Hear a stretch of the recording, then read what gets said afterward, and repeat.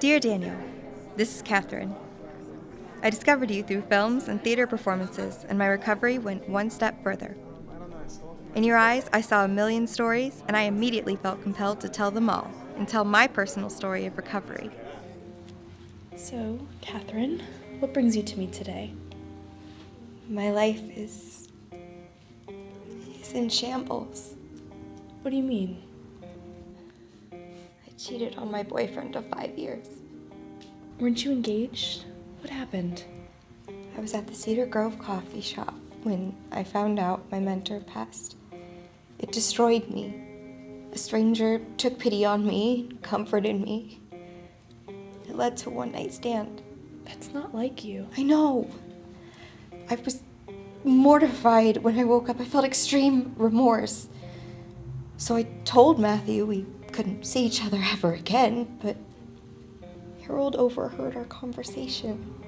How did he react? Sometimes infidelity can be forgiven and worked through. I don't know if that's in the cards for us.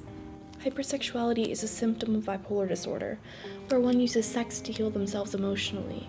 It only serves to destroy any stable relationship. It's not you. It's the illness. And if Harry's understood your illness until now, he should understand this. Harry is mad. We haven't talked since it came out. I don't know if there's hope. Then it's time you had a coming to Jesus talk with him. See where you stand. I'm scared too. If you break up, you have a support system, right? Yes. Just have the conversation. Use your tools. Make a follow-up appointment with me. And if there's an emergency, call the crisis line. It's going to be okay.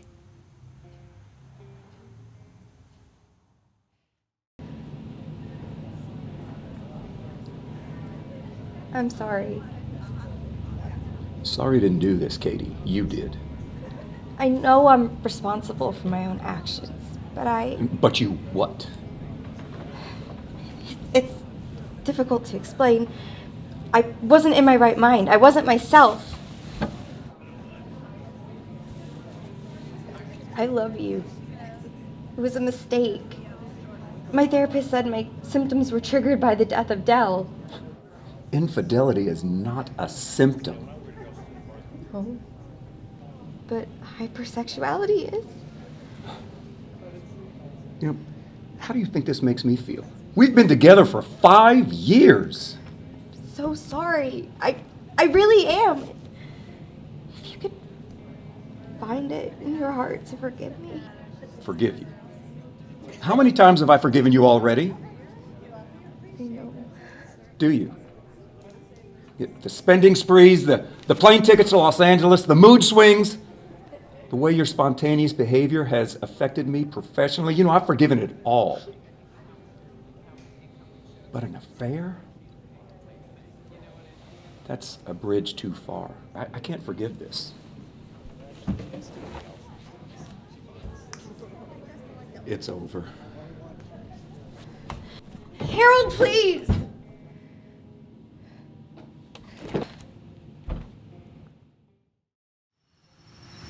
I'm sorry. When we slept together, I was in a dark place.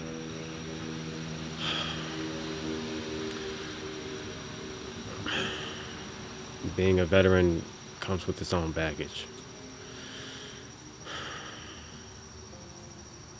I wasn't thinking clearly. All I knew is that you were this sweet person, devastated, without a net. I'm responsible for my own behavior. I destroyed my relationship piece by piece.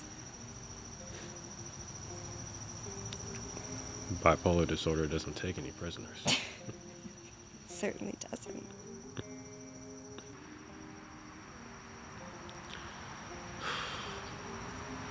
My own PTSD cost me my marriage. Seeing you grieving that day took me back to my combat days. I guess I was trying to help, but I was still reeling from the loss of my marriage. Harry left me today. How bad was it? Bad. He has a new girlfriend.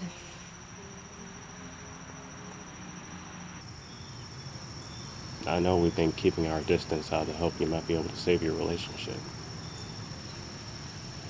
Is it okay to just be friends and see how it goes?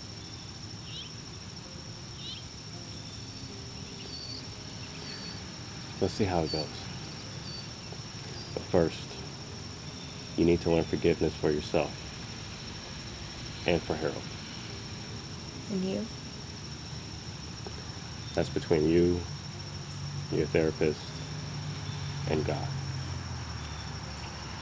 Let's see where it goes.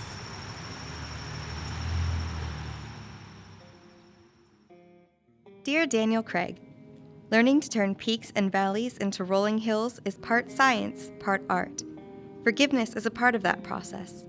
It's not a pass to do whatever you want, but a way back to stability and joy when you make it out to the other side.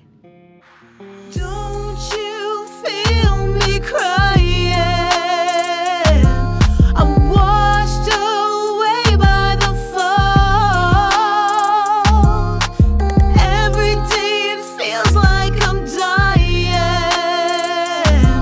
The waves crash my back to the wall. The current's so black as it takes me. I can't feel the sun or its warmth. No one around that can save me. The tide pulls me further from home. Don't you feel me crying? I'm washed away by the fall. Every day it feels like I'm dying. The waves crash my back to the wall. 8 hours since the first drop fell, and 8 hours sinking alone. I wish someone would reach